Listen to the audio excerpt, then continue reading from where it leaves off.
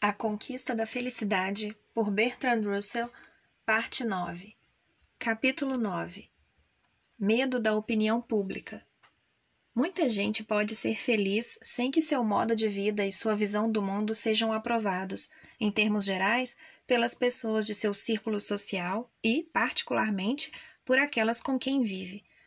Uma peculiaridade das comunidades modernas é que estão divididas em setores muito diferentes entre si, no que diz respeito a questões de moral e de crenças. Isso começou com a Reforma, ou talvez com o Renascimento, e veio se acentuando desde então. Havia protestantes e católicos que tinham diferenças não apenas em questões de teologia, mas também em muitas situações de ordem prática. Havia aristocratas que se permitiam atitudes que não eram toleradas entre a burguesia. Depois, houve libertários e livres pensadores que não aceitavam a imposição de um culto religioso.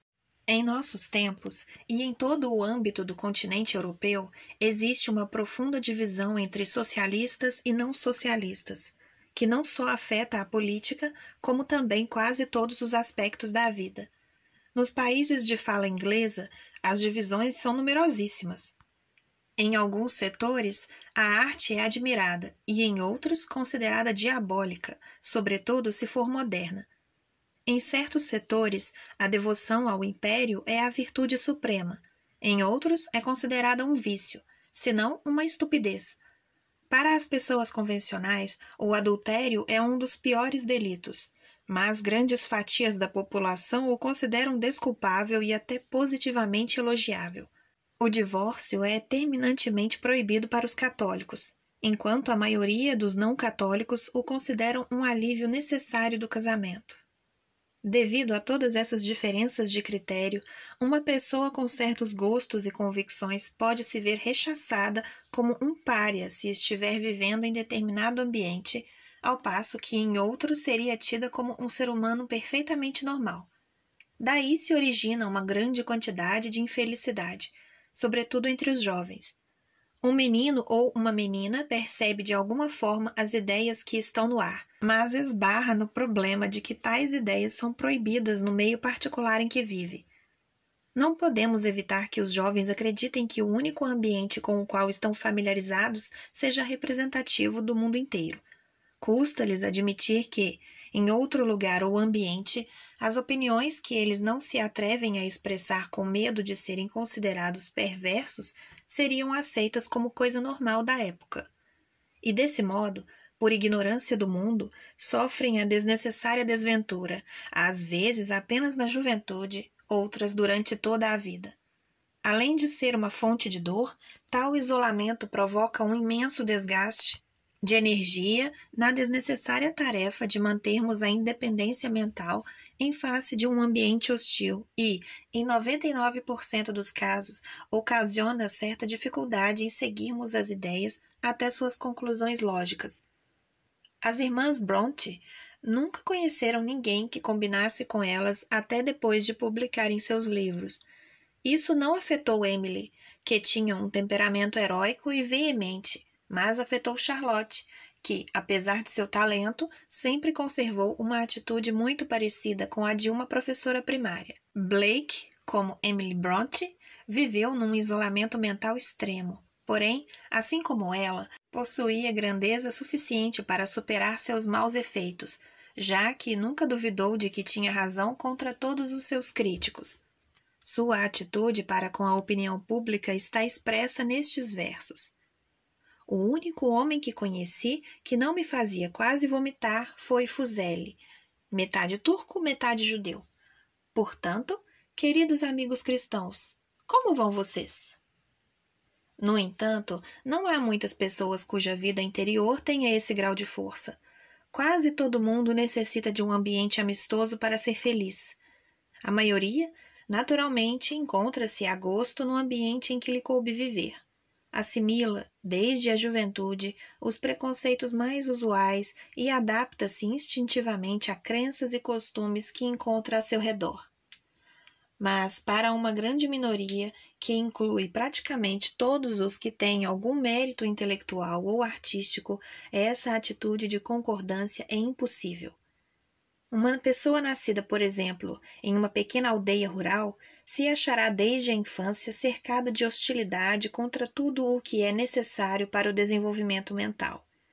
Se tem vontade de ler livros sérios, os outros meninos se afastarão dela, e seus professores dirão que tais obras podem transtorná-la. Se mostra interesse pela arte, seus mais próximos a terão na conta de efeminada, enquanto os adultos dirão que isso é imoral. Se deseja seguir uma profissão, por mais respeitável que seja, embora inédita no círculo a que pertence, lançam-lhe a pecha de presunçosa, incitando-a a imitar seu pai, que se deu tão bem em sua própria profissão.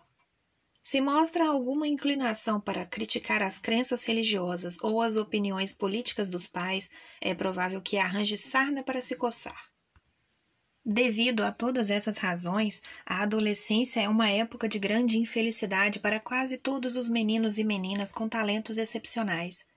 Para seus companheiros mais vulgares pode ser uma época de alegria e diversão, mas eles querem algo mais sério, que não podem encontrar entre os adultos nem entre os contemporâneos do ambiente social concreto em que o acaso os fez nascer. Quando esses jovens vão para a universidade, é bem possível que encontrem almas gêmeas e desfrutem de alguns anos de pura felicidade. Se tiverem sorte, ao sair da universidade poderão achar algum tipo de trabalho que continue oferecendo a eles a oportunidade de escolherem amigos com gostos similares. Um homem inteligente que viva numa cidade grande como Londres ou Nova York quase sempre encontra um ambiente que combine com ele, no qual não se veja obrigado a se reprimir nem a se comportar com hipocrisia. Mas, se seu trabalho o obrigar a morar num lugar pequeno e, sobretudo, se entender que precisa ganhar o respeito das pessoas comuns, como costuma acontecer com médicos e advogados, poderá sentir-se obrigado durante quase toda a sua vida a esconder seus verdadeiros gostos e convicções da maioria daqueles com quem se relaciona ao longo do dia. Isso acontece muito nos Estados Unidos, devido à grande extensão do país. Nos mais improváveis lugares, ao norte, ao sul, a leste e a oeste, encontram-se indivíduos solitários que sabem, graças aos livros, que existem lugares em que não estariam sozinhos, nos quais não têm nenhuma oportunidade de viver, e que só muito de vez em quando é que podem conversar com pessoas que pensem como eles. Em tais circunstâncias, a autêntica felicidade é impossível para os que não são feitos de uma massa tão extraordinária, como a de Blake e de Emily Brontë.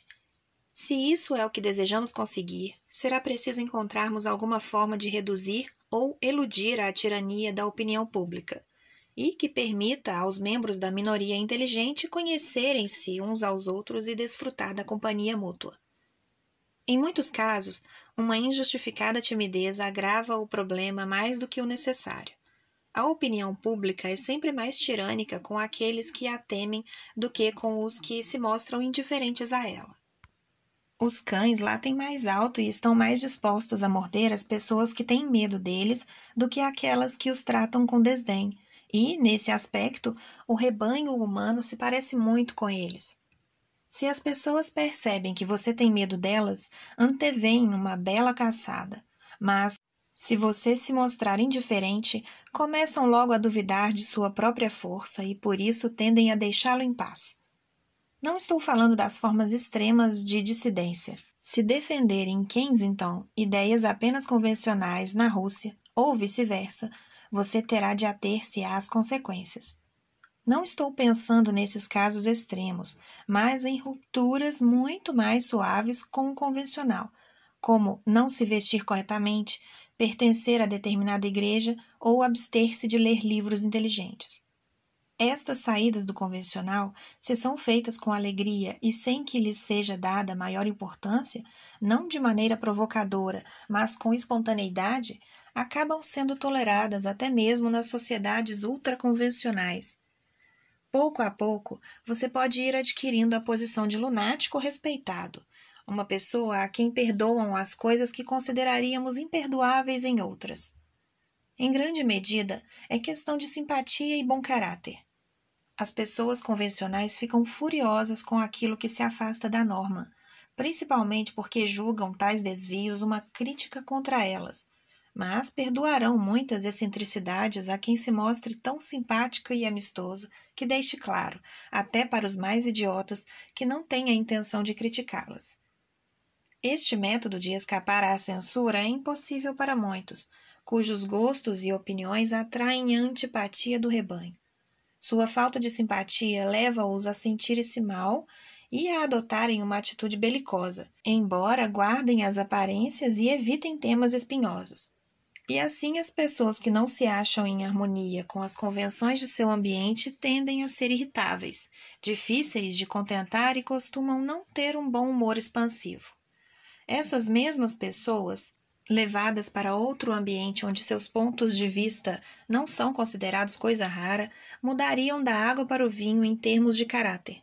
Deixariam de ser sérias, tímidas e reservadas e passariam a ser alegres e seguras de si. Deixariam de ser ásperas, tornando-se calmas e de trato agradável. Deixariam de viver centradas em si para se transformarem em sociáveis e extrovertidas. Assim, sempre que possível, os jovens que não se encontram em harmonia com seu ambiente deveriam procurar escolher uma profissão que lhes desse a oportunidade de encontrar companhia semelhante a eles, ainda que isso implicasse um salário menor no fim do mês. Não raro, nem mesmo sabem que isso é possível, porque seu conhecimento do mundo é muito limitado, e é provável que pensem que os preconceitos habituais em sua casa são universais. Esta é uma questão em que os mais velhos poderiam ajudar os mais jovens, já que, para isso, é imprescindível ter muita experiência da humanidade. Nesta época de psicanálise, é comum acreditarmos que, se um jovem não se encontra em harmonia com seu ambiente, isso se deve a algum transtorno de fundo psicológico. A meu ver, é um erro pensar dessa forma. Digamos, para dar um exemplo, que os pais de um jovem tenham para si que a teoria da evolução é abominável. Em um caso como esse, só é preciso a inteligência para entrar em desacordo com eles. Não estar em harmonia com o próprio ambiente é uma desgraça, concordo, mas não é sempre que uma desgraça precisa ser evitada a todo custo. Quando o ambiente é estúpido, cheio de preconceitos ou cruel, não estarmos em harmonia com ele é um mérito. E tais características se dão, em certa medida, em quase todos os ambientes. Galileu e Kepler tinham, abre aspas, ideias perigosas, fecha aspas, como se diz no Japão, e o mesmo ocorre com os homens mais inteligentes de nosso tempo. Não convém que o sentido social esteja tão desenvolvido que faça com que homens assim temam a hostilidade social que suas opiniões poderiam provocar. O ideal é encontrar formas de conseguir que essa hostilidade seja a mais leve e ineficaz possível. No mundo moderno, a parte mais importante desse problema surge na juventude. Se um homem já está exercendo a profissão adequada num ambiente propício, na maioria dos casos conseguirá escapar da perseguição social. Mas, quando for jovem e não tiver ainda demonstrado seus méritos, correrá o risco de estar à mercê de ignorantes que se consideram capazes de julgar assuntos que desconhecem completamente e que se escandalizam se insinuarmos que uma pessoa tão jovem pode saber mais do que eles, apesar de toda a sua experiência do mundo. Muitas pessoas que conseguiram escapar da tirania da ignorância precisaram lutar tanto e durante tanto tempo contra a repressão que no fim acabaram amarguradas e com a energia debilitada. Ouvimos com bastante frequência a ideia de que o gênio sempre consegue abrir caminho. Baseando-se nesta doutrina, muitas pessoas acham que a perseguição ao talento juvenil não pode causar maior dano. Só que não existe qualquer motivo para aceitar essa ideia. É como a teoria de que sempre acabamos descobrindo o assassino. Evidentemente, todos os assassinos que conhecemos foram descobertos, mas quem pode calcular o número daqueles sobre os quais nada sabemos? Da mesma forma, todos os homens de gênio de que já ouvimos falar triunfaram sobre as circunstâncias adversas, mas não há razão para supormos que não tenham existido diversos outros gênios malogrados durante a juventude. Além disso, não é apenas uma questão de gênio, mas também de talento, o que é igualmente necessário para a comunidade. E não é apenas uma questão de vir à tona do modo que vier, e sim de vir à tona sem ficar amargurado e sem energias. Por todos esses motivos, não convém tornar muito difícil o caminho dos jovens. Embora seja desejável que os mais velhos mostrem respeito pelos desejos dos jovens, não é desejável que os jovens mostrem respeito pelos desejos dos velhos. Por uma razão muito simples, porque se trata da vida dos jovens, não da vida dos velhos.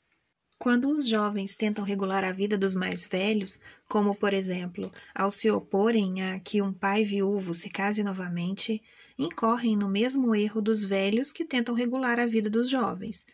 Velhos e jovens, depois de alcançada a idade da razão, têm igual direito de decidir por si e, se for o caso, de cometer seus próprios equívocos.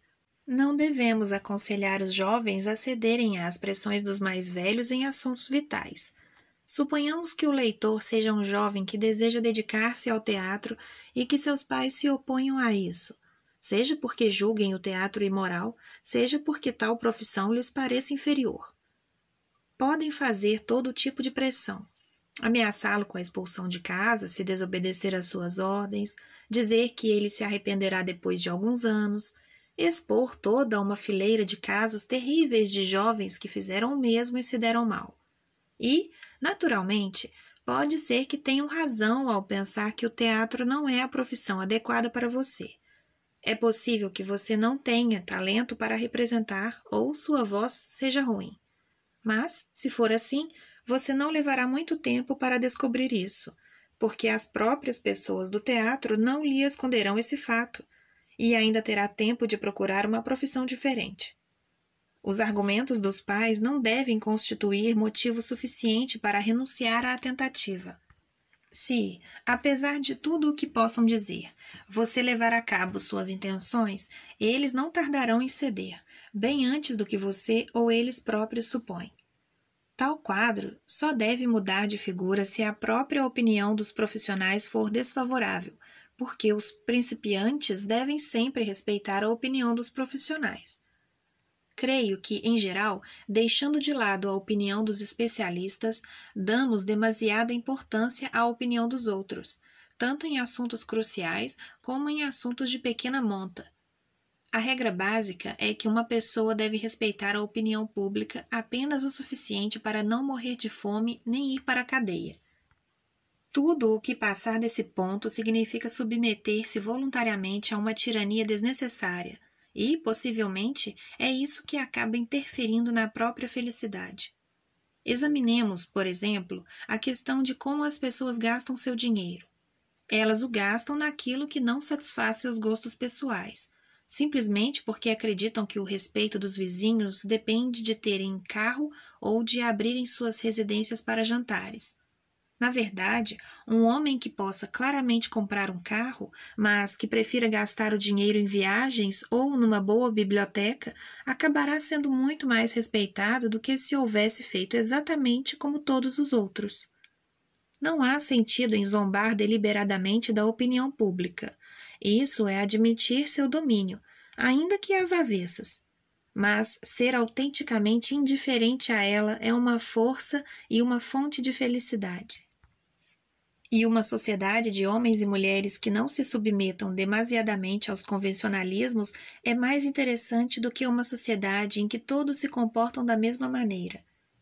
Quando o caráter de cada pessoa se desenvolve individualmente, conservam-se as diferenças entre tipos e vale a pena conhecer gente nova, porque não são meras cópias das pessoas que já conhecemos.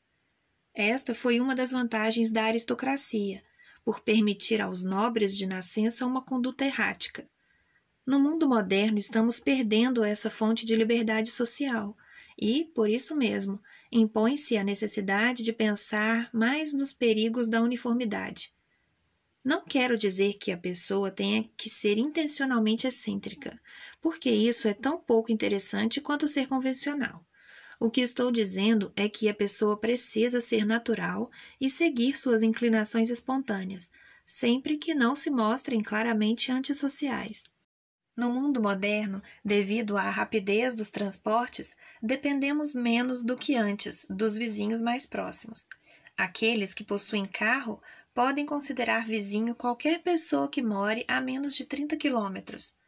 Têm, por isso mesmo, muito mais possibilidades de escolher companhia do que antigamente.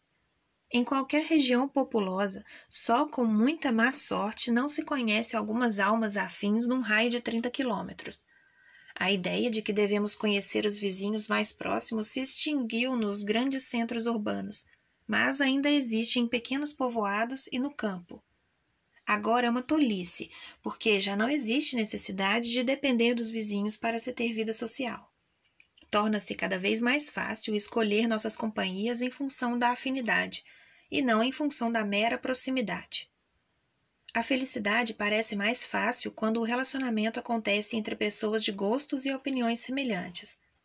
Esperamos que as relações sociais se desenvolvam cada vez mais nessa linha e confiamos em que, deste modo, se reduza pouco a pouco, até quase desaparecer, a solidão que aflige atualmente tanta gente não convencional.